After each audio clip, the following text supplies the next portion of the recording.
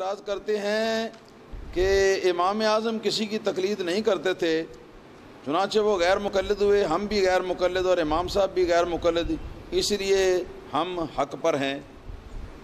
تو سارے کاموں کے اندر بڑوں کی اقتداء اور بڑوں کی پیروی جو ہے وہ نہیں کی جاتی، بعض ان میں مستثنیٰ بھی ہوتے ہیں، جیسے کہ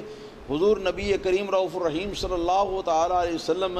جب آپ اپنا کلمہ پڑھتے تھے تو آپ یوں پڑھتے تھے، اشہد ان لا الہ الا اللہ واشہد انی رسول اللہ، واشہد انی رسول اللہ،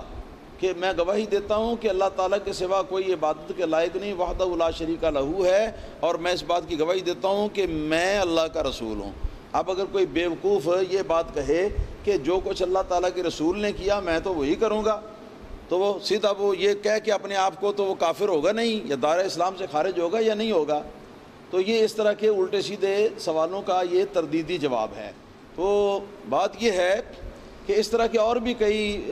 ہو سکتے ہیں تردیدی جواب، مگر میں اس بات کو پھیلانا نہیں چاہتا، اختصار کے ساتھ عرض کرنا چاہتا ہوں کہ سیدنا امام اعظم ابو حنیفہ رضی اللہ تعالیٰ عنہ اپنے ابتدائی زندگی کے دور کے اندر آپ مقلد تھے، اور کس کے مقلد تھے؟ آپ مقلد تھے حضرت امام حماد بن ابی سلیمان رحمۃ اللہ تعالیٰ علیہ کے مقلد تھے،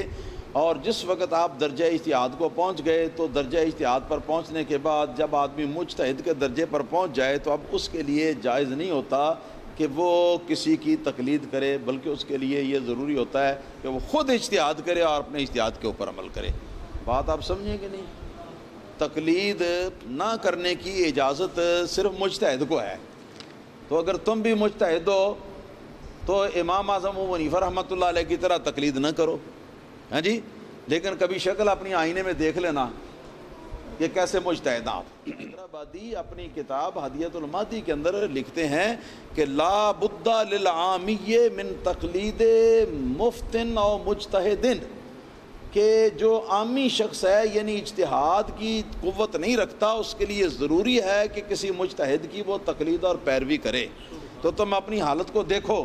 اگر تم مجتہد نہیں ہو اور یقیناً مجتہد نہیں ہو،